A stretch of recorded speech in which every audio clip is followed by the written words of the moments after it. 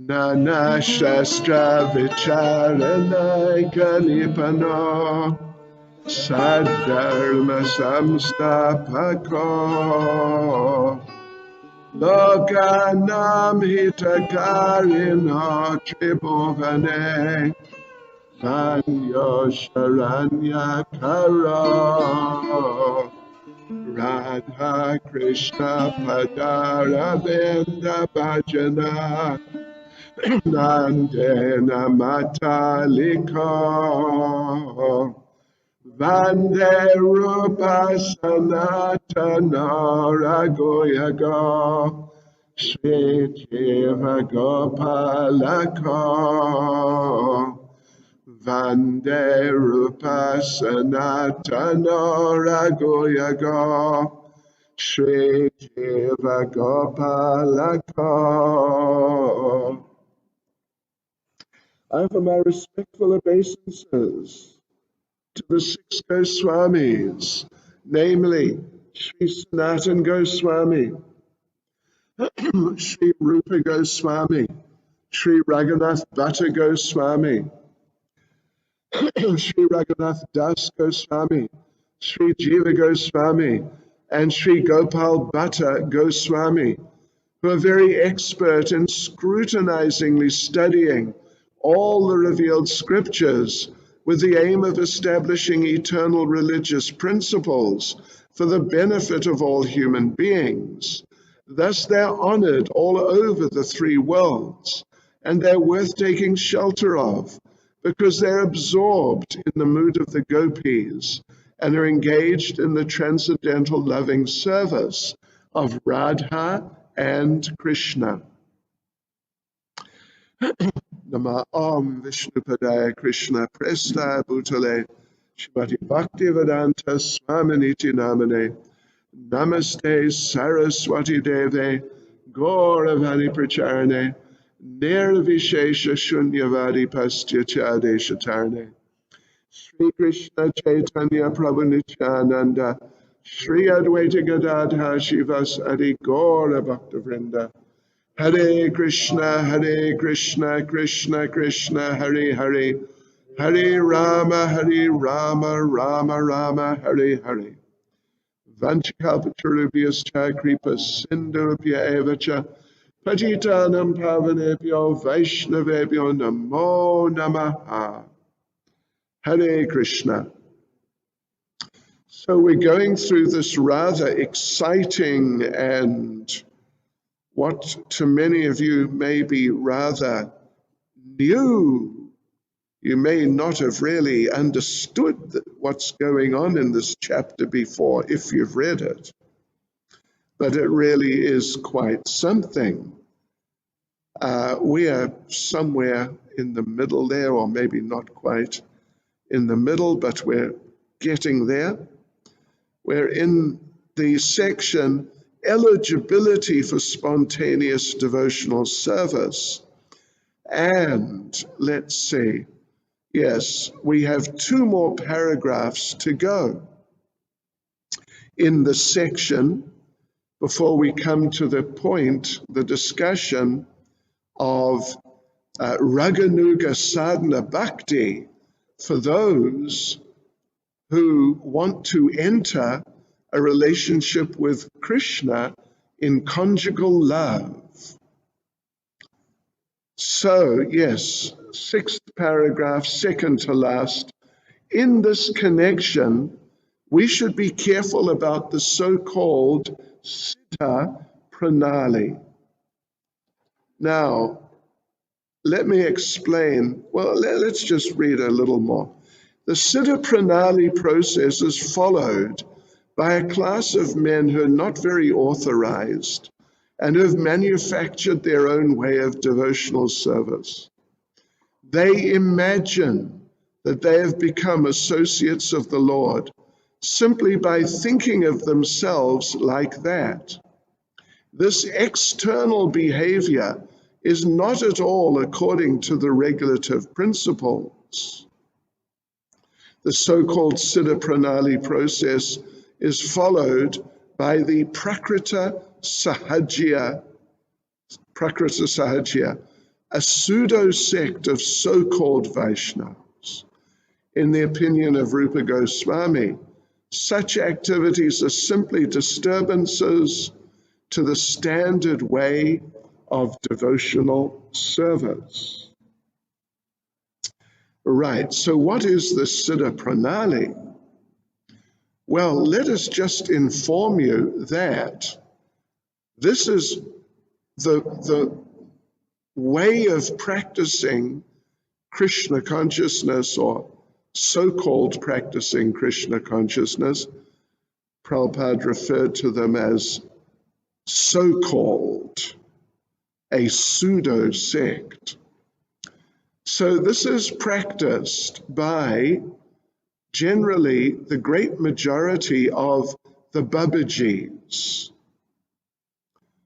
If you go to Radha Kund, then you'll see so many men and ladies around wearing white and dressed as devotees with tilak usually.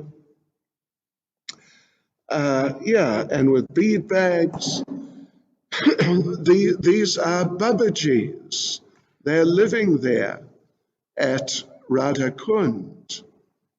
And they also have a process of initiation.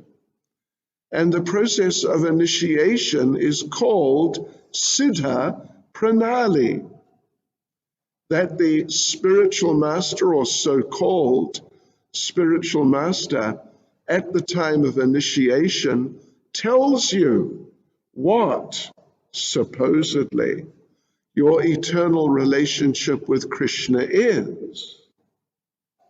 And then with details, you know, that, for example, maybe you are a gopi and you are 10 years old and you wear clothing of a certain color, and your service to Radha and Krishna is a certain particular service.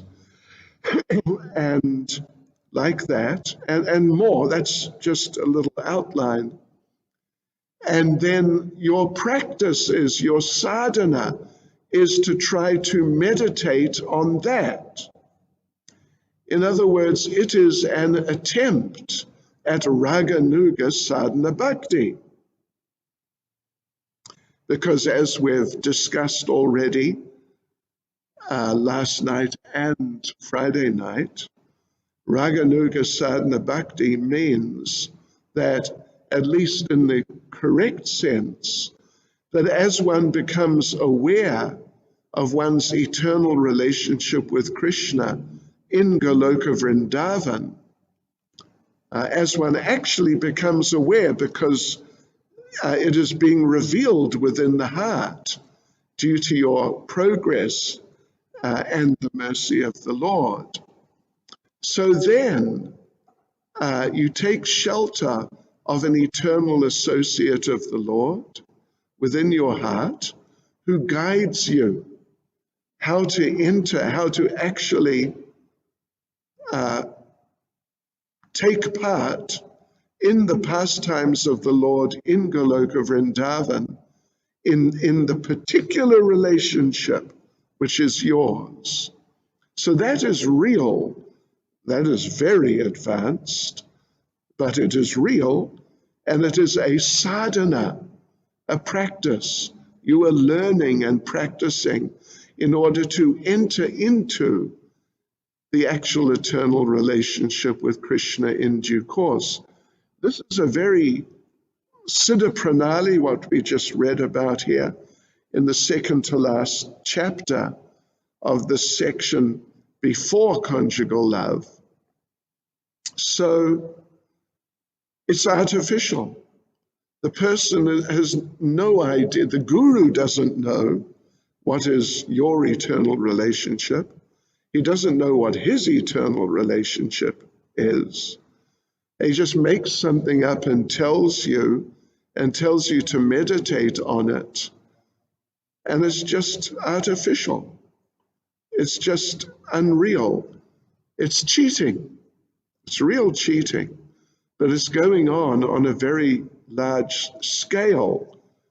And the headquarters is in Radhakund, and also in Bengal and different places.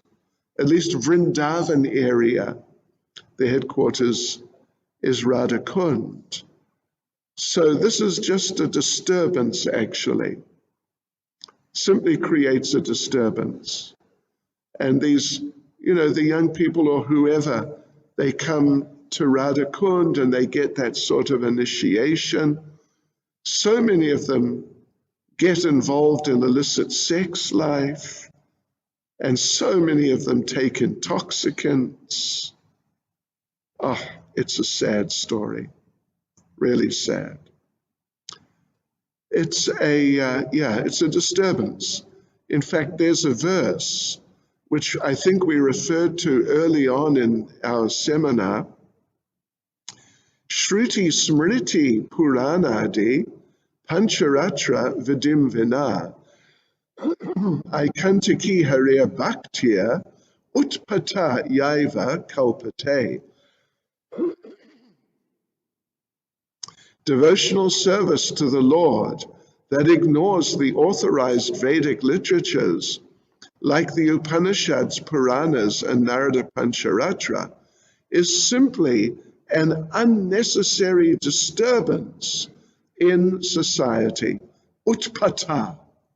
Utpata means disturbance. Right.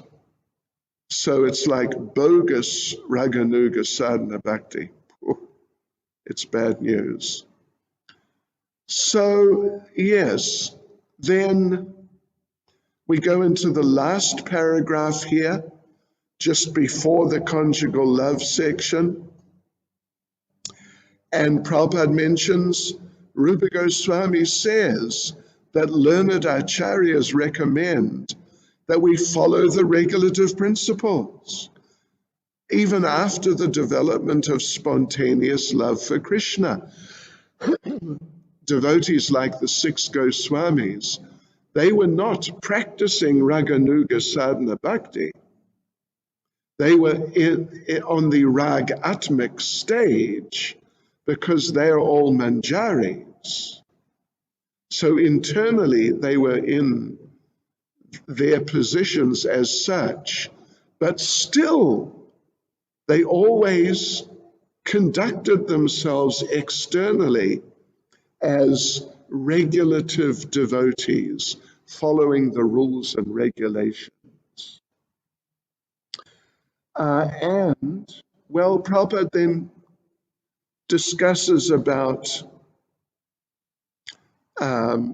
engaging in the 9 main devotional activities, Shravanam, Kirtanam, Vishnu, Smaranam, Padasevanam, etc., which are presented by Prahlad Maharaj in the 7th canto.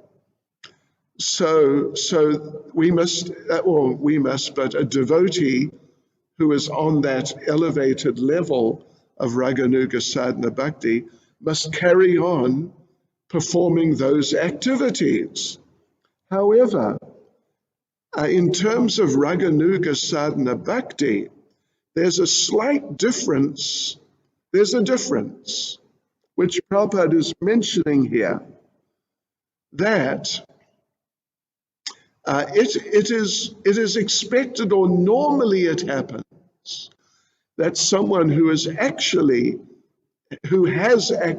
entered into real Raganuga sadhana bhakti and is developing their eternal relationship with the Lord under the supervision of their spiritual master, of course, plus under the supervision of an eternal associate of the Lord. Then, in regards to the 9 devotional activities, what Prabhupada mentions here is that normally they will start giving more emphasis, more focus to one of them. Yeah. It's often hearing and chanting. It's often hearing and chanting or deity worship, but generally at least one they will give special attention to. They'll probably do all the others also, but some special attention they'll give to one of those 9 devotional activities. And as Prabhupada says, on that stage, everyone should act according to his particular taste in devotional service. I mean, in Raganuga Sadhana Bhakti.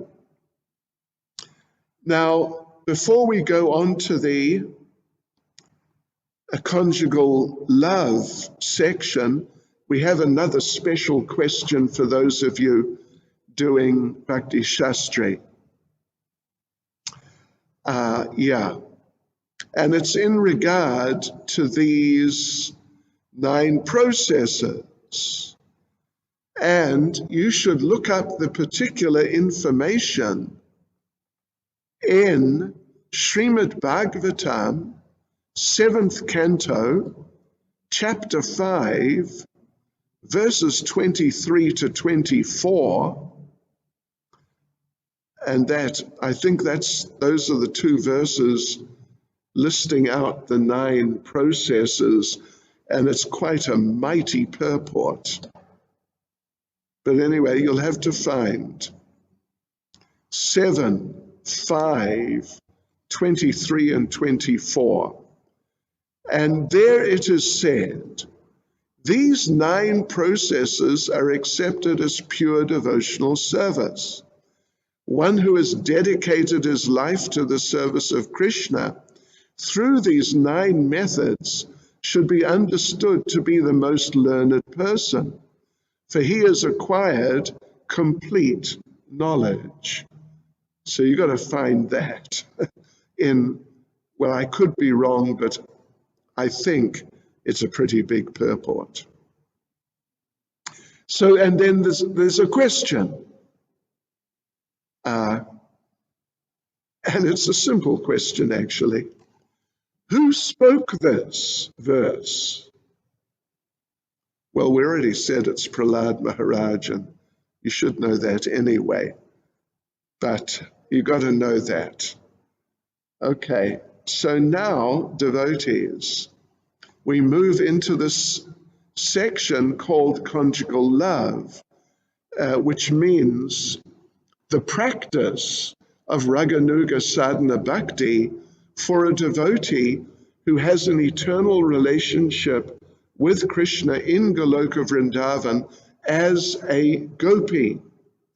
Maybe as a queen in Dwarika, but the vast majority, it will be a gopi in Vrindavan, Goloka Vrindavan, one of Radharani's personal associates. So now, maybe you remember that when we discussed Rag Atmik Bhakti, there were 2 divisions. One was Kam Atmik. Do you remember that? Kam Atmik. That Atmik within yourself is calm. It appears like lust.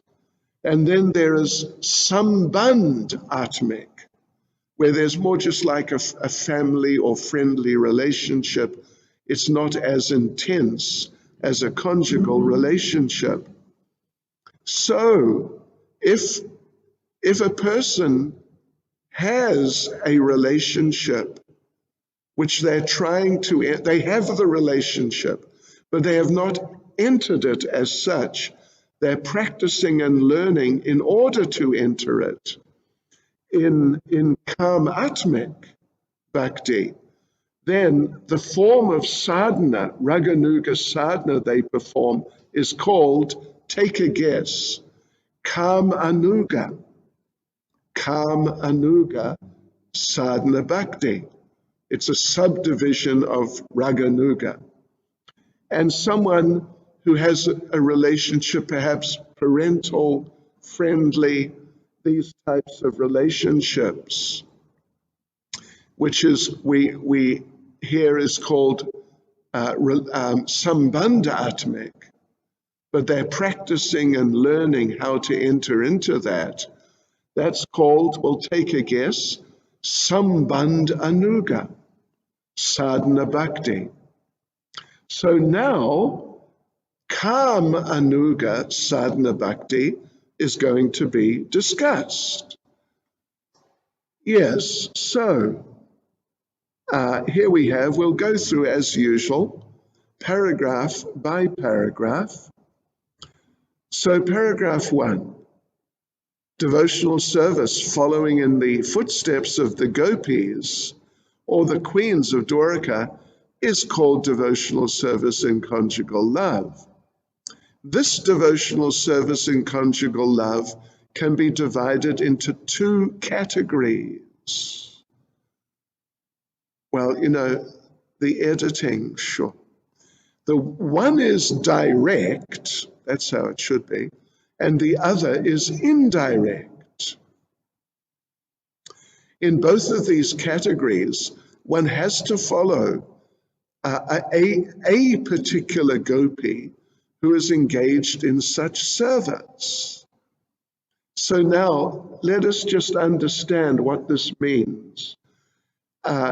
Direct means actually engaging in conjugal pastimes with Krishna, really actually engaging.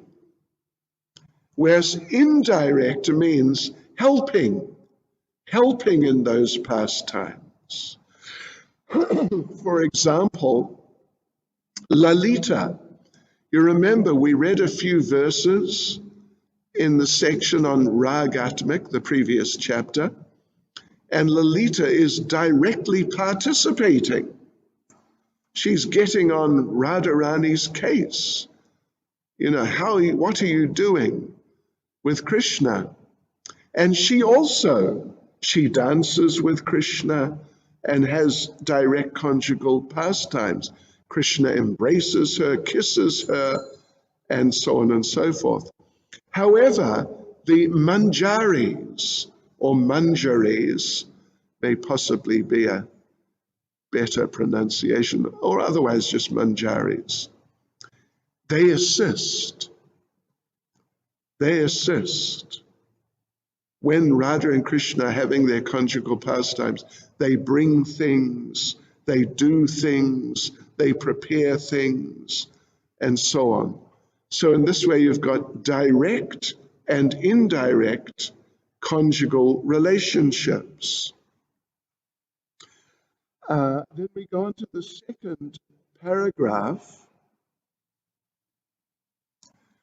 So Prabhupada is now bringing out a point he's already mentioned, but bringing it out further. This development of conjugal love can be possible only with those who are already engaged in the regulative principles of devotional service, specifically or particularly in the worship of Radha and Krishna in the temple. Such devotees gradually develop a spontaneous love for the deity. So, in other words, it is very common or normal that devotees who are in Raganuga Sadhana Bhakti, they've realized that they have a conjugal relationship with Krishna, but now they're trying to enter it and getting prepared for it. It's very normal that they engage in deity worship, particularly of Radha and Krishna. And this helps them to move in that direction. Yeah, so they do that in the earlier stages of Raganuga Sadhana Bhakti. And then Prabhupada says at the end of the second paragraph, after the spontaneous attraction becomes highly developed through doing deity worship and hearing and chanting about the pastimes, then the devotee is placed in either the direct or indirect types of conjugal relationship and the practice of preparing for whichever one is relevant to them. Now we go on to paragraphs number 3, 4, and 5. This is very interesting, and it's highly sort of critical point, extremely important point. That is that conjugal love, the development of a conjugal relationship with Krishna, in which obviously the devotee has a female form, not a male form, a female form.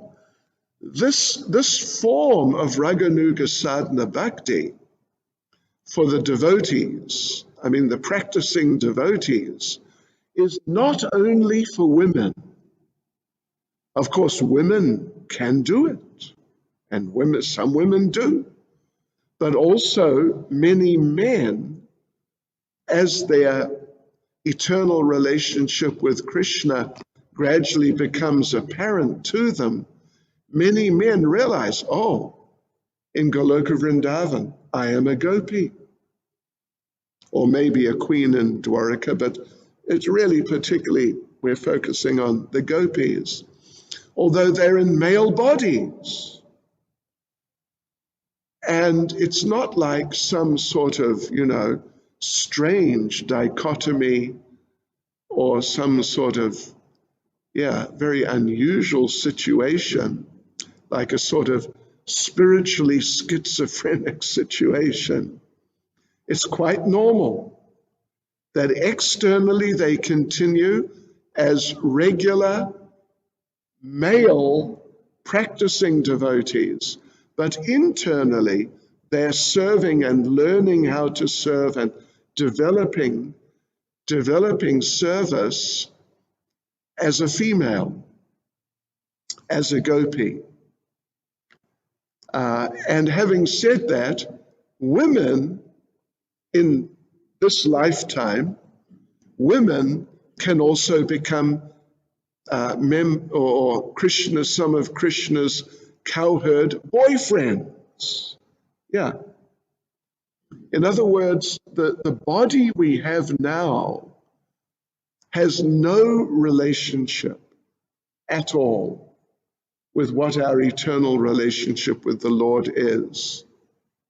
And it's not having this body or whatever type of body physically now in this lifetime is no obstacle at all for developing any type of eternal relationship with Krishna, if that's what is there within you. So, yes. So in order to illustrate this, let's just read a little bit what Prabhupada says. This, in the third paragraph, this development of conjugal love for Krishna is not manifested in women only.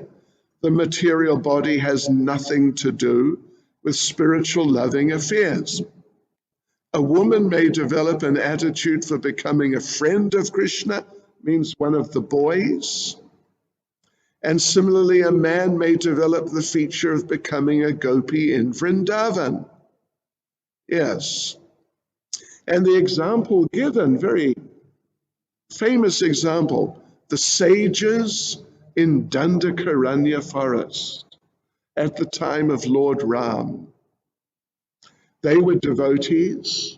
Lord Ram was in exile, and he was there in the forest. He was there on a regular basis every day, and they were seeing him every day.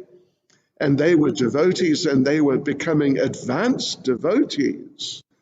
And as they started becoming really advanced sadhakas, they started realizing that they had conjugal attractions to Lord Ram. And that doesn't mean that it's some sort of phenomenon like what is going on in the Western world nowadays well, it seems to be on a fairly substantial scale, that people, of course, they're just completely fascinated with sex life. It's their prime concern. But there's the traditional idea of men with women is, it seems in many cases, just being overlooked and neglected. And I think you all know about how these things are going on. But now this was not like that. They were in male bodies. They were sages, like very sober, very mature and knowledgeable men, male devotees. But they realized that I have the eternal nature of a gopi. So they approached Lord Ram and offered prayers. This is now the third paragraph, the fourth paragraph, the fifth paragraph. They approached Lord Ram and asked him what to do. Lord Ram remained, it says here, at the beginning of paragraph 5, Lord Ram remained silent, and his silence shows that he accepted the prayers of the sages. Thus they were blessed by Lord Ram to have association with Lord Krishna. Well, they already knew who is Lord Ram. They already knew who is Lord Krishna, and that Lord Ram, he famously accepted only one wife and had nothing to do with any other woman. But they were aware that Krishna had relationships with many gopis. So they approached Lord Ram like that.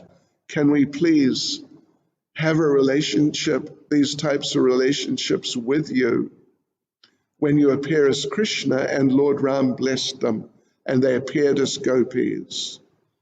And amongst the gopis in Krishna's pastimes, as described in the Bhagavatam, there are different groups.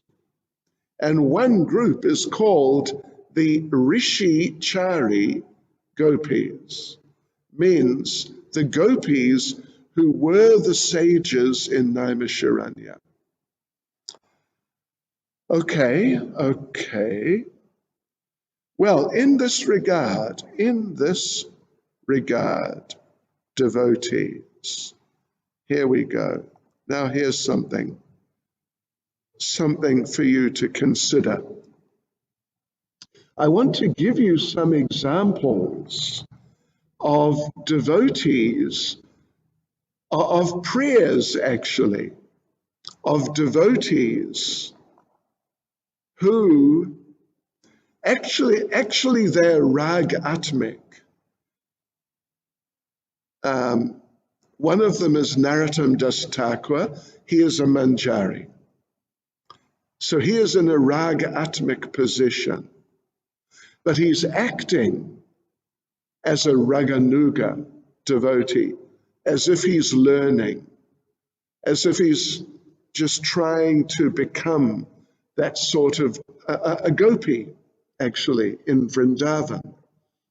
So he's praying like that, just to teach those devotees who may find themselves in such positions, in fact, that they realize that they're gopis, but now they've got to learn how to become gopis. So I'm just going to read the translation of the very famous and extremely beautiful song, which is in our songbook. So it's authorized by Srila Prabhupada to be there. It's the song of Narottam Das Thakur, Sri Rupa Manjari Pada, the lotus feet of Sri Rupa Manjari. I'll just read the translation. Listen to this. The lotus feet of Sri Rupa Manjari are my treasure, my devotional service, and my object of worship. They give my life meaning, and they are the life of my life. They are the perfection of rasa, and they are a perfection worthy of attainment. They are the very law of the Vedic scriptures for me. So what does this mean? Where does Rupa Manjari fit in? Narottam Das Thakur, in his gopi form, is learning how to become a gopi under the supervision of Rupa Manjari. So there is some sort of communication between them. So Rupa Manjari is actually giving guidance and direction. Yeah, and therefore Narottam Das Thakur feels so grateful. And he's praying like this: they're the meaning of all my fasts and penances and my chanting of japa. They're the basis of my religion and activities. By the purifying process of favorable devotional service, I can attain perfection, and with these two eyes be able to see. In other words, to see Rupa Manjari, to see Radha and Krishna. Her transcendental form is shining like moonlight in my heart, and my heart therefore shines and reciprocates. In other words, the ordinary moon lights up the night, and its shine illuminates other objects. But the moon of the effulgence of the form of Sri Rupa Manjari shines into the heart and makes the heart also shine back to the spiritual sky. This moon shines not only in the nighttime, but day and night. That's a little extra comment thrown in. So then Narottam Das continues, your absence from my vision is like a dose of strong poison, and I will suffer till the end of my life. Narottam Das Thakur says, please give me your mercy and the shade of your lotus feet. So that's a typical prayer of a devotee in Raganuga Sadhana Bhakti. Now, I want to read some verses. It's about 10 verses from a book of Srila Raghunath Das Goswami. The book is titled Vilap Kusumanjali. And in it, Raghunath Das, who is also a Ragatmik devotee, he's a Manjari, I forget. We already discussed a few weeks ago.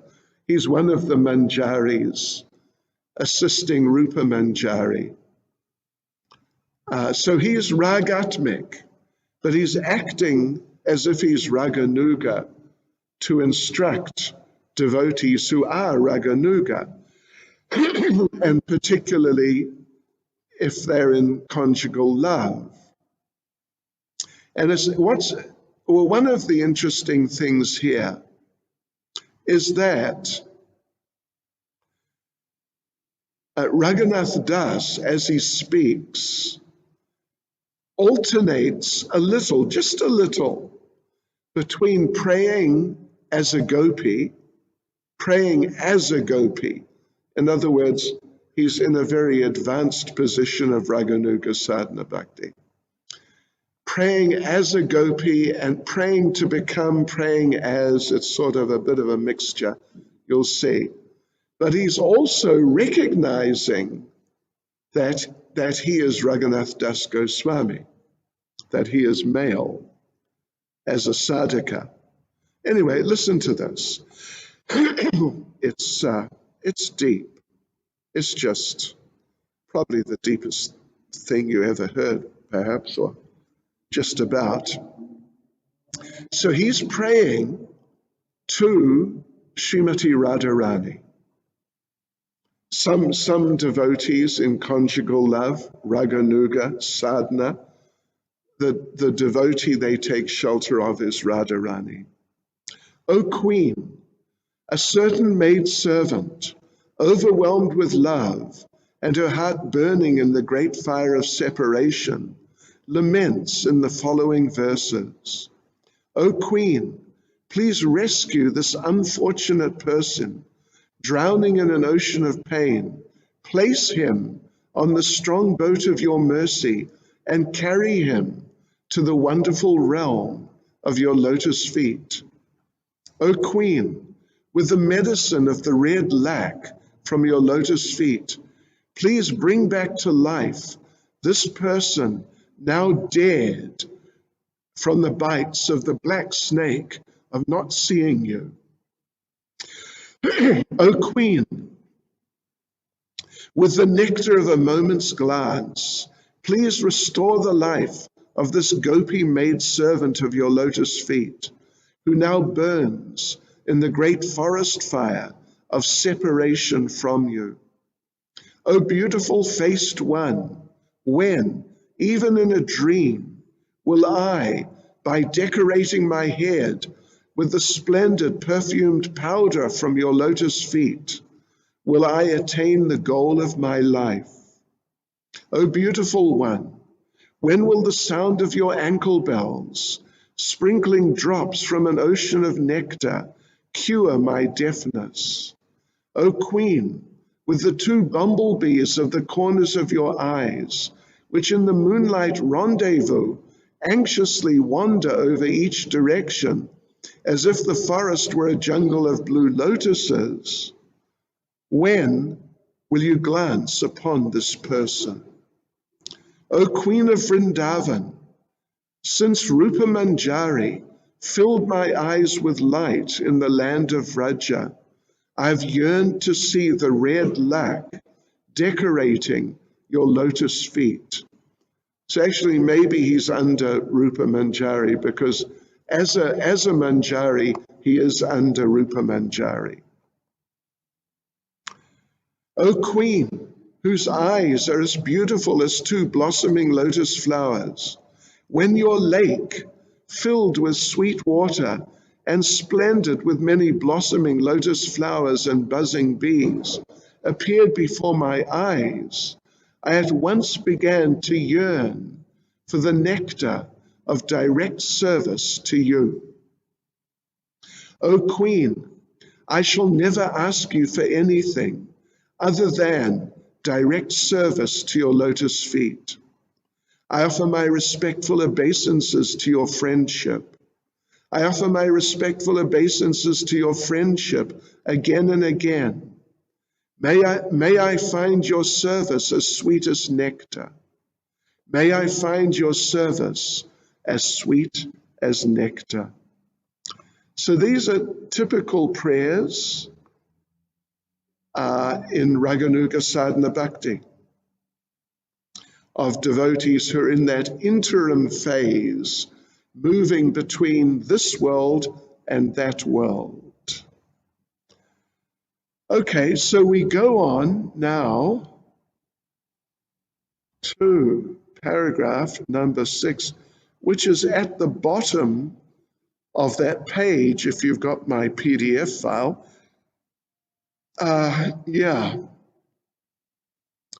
Second to last paragraph in this conjugal love section.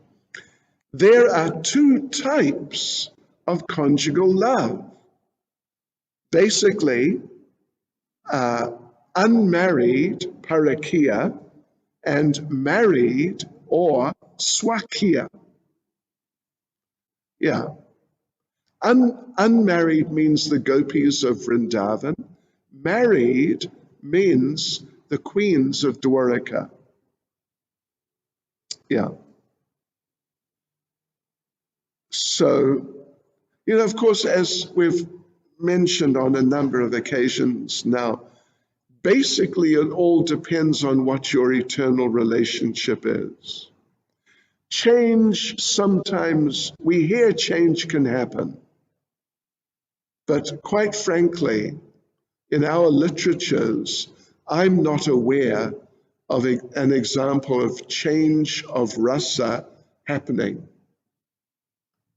Lakshmi Devi wanted to enter the rasa dance, but that was 5,000 years ago. She's still there in Bailvan trying, but she hasn't managed yet because she's too much fixed in her position as Lakshmi Devi. She's just too much fixed there. In the pastimes of Lord Chaitanya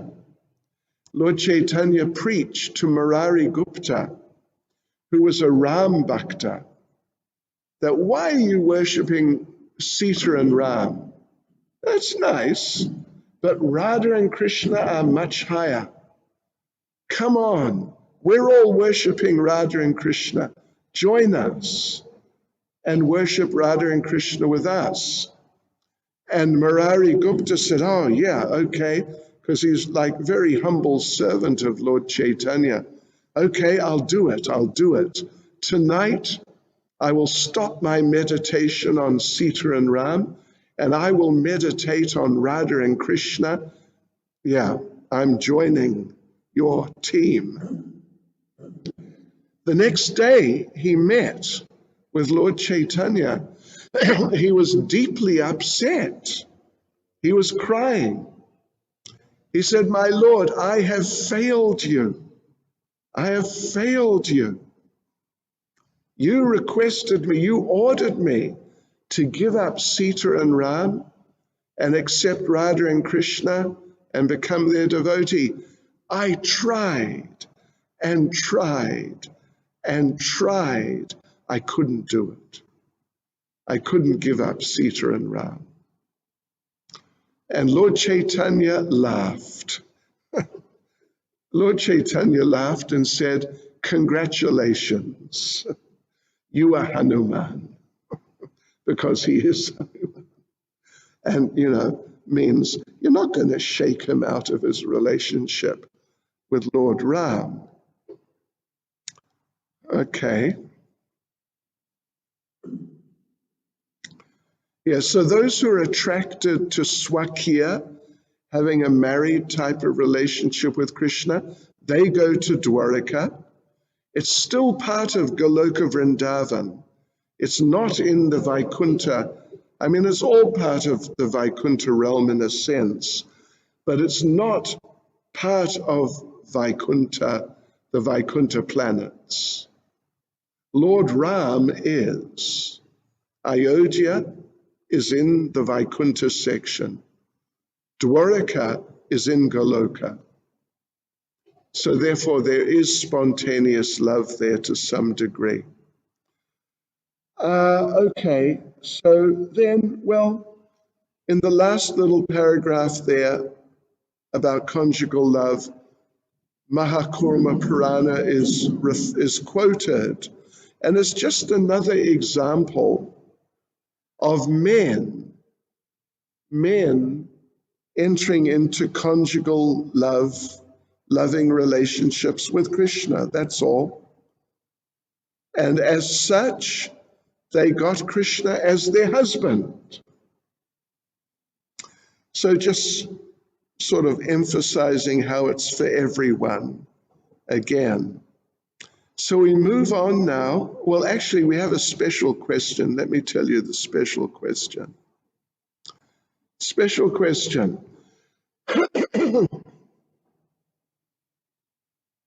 And the place where you'll find this, please write it down. Chaitanya Charitamrita, Madhya Lila, chapter 8, verse 88. Madhya Lila 8, verse 88. And what it says there is, it is the conclusion of Srimad Bhagavatam that in the complete combination of loving service to the Lord, namely in conjugal love, the Supreme Lord fully agrees to be under the control of the devotee. The highest form of conjugal love is represented by Srimati Radharani. Therefore, in the pastimes of Radha and Krishna, we can see that Krishna is always subjugated by Srimati Radharani's influence. He always comes under the control of Radharani's influence.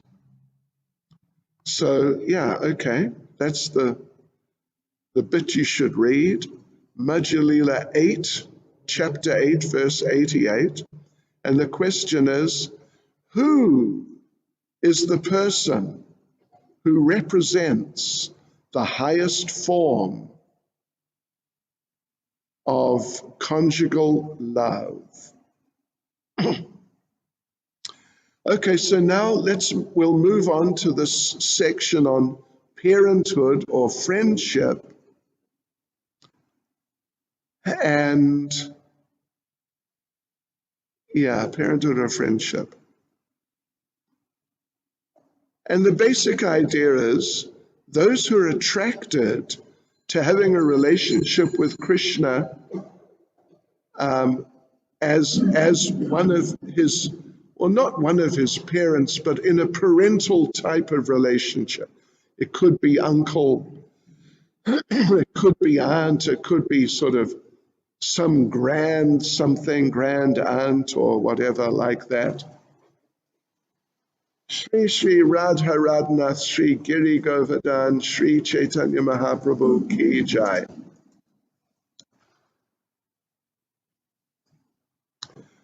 So those devotees should follow in the footsteps of Nanda Maharaj, whereas because Nanda Maharaj, of the men in parental relationship, Nanda Maharaj is the highest.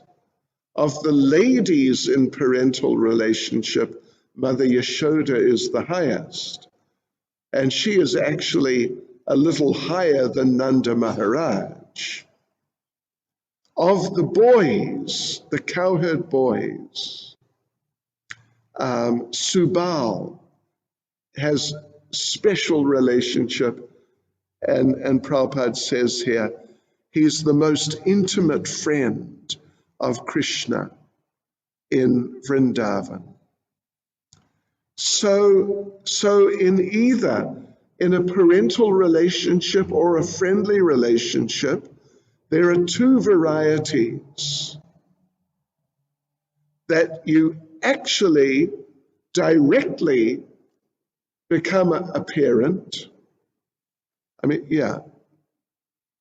Well, a person in a parental type, not, there's only Nanda Maharaj.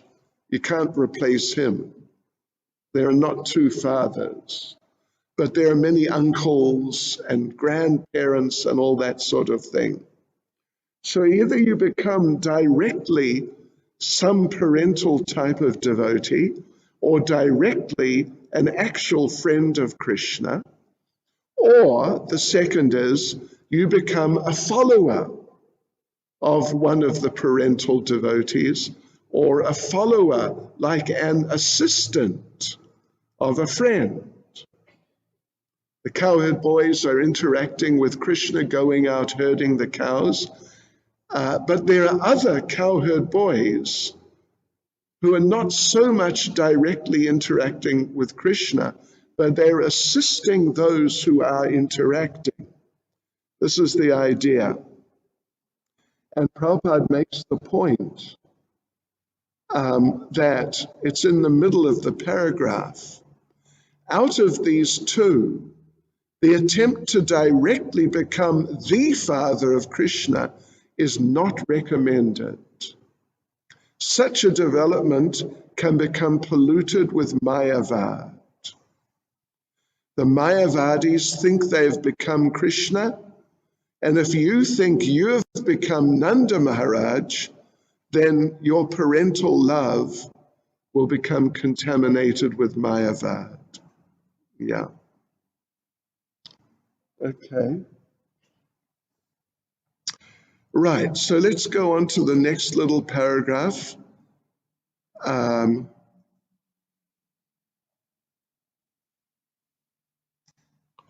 Okay. Well, yeah. In the Skanda Purana, there's a story of an old man residing in Hastinapur, capital of the king of the Pandus, and that old man desired Krishna as his beloved son. This old man was instructed by Narada Muni to follow in the footsteps of Nanda Maharaj, and thus he achieved success. He was following Nanda Maharaj. He wasn't trying to become. And finally, the third paragraph there.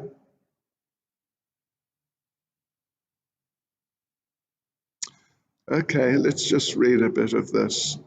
There's a statement in the Narayan Vyuhastava prayers that persons are always engaged in thinking of the Lord as their husband, friend, father, or well-wisher, are always worshipable by everyone. This spontaneous love for Krishna can be developed only by the special mercy of Krishna or his pure devotee.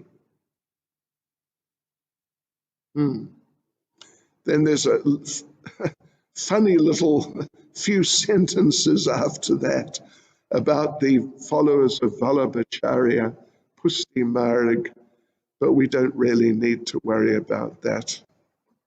Yeah.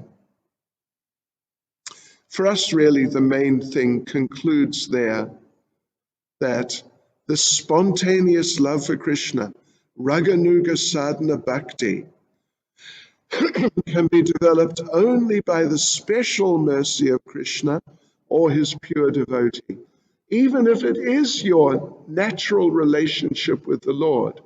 Don't think that, yeah, okay, away we go. No, it's not like that. You need so much special mercy to actually enter into such a relationship. There's no doubt. Hare Krishna. All right. So I guess we'll just conclude here. Srila Prabhupada Ki. Hare Krishna.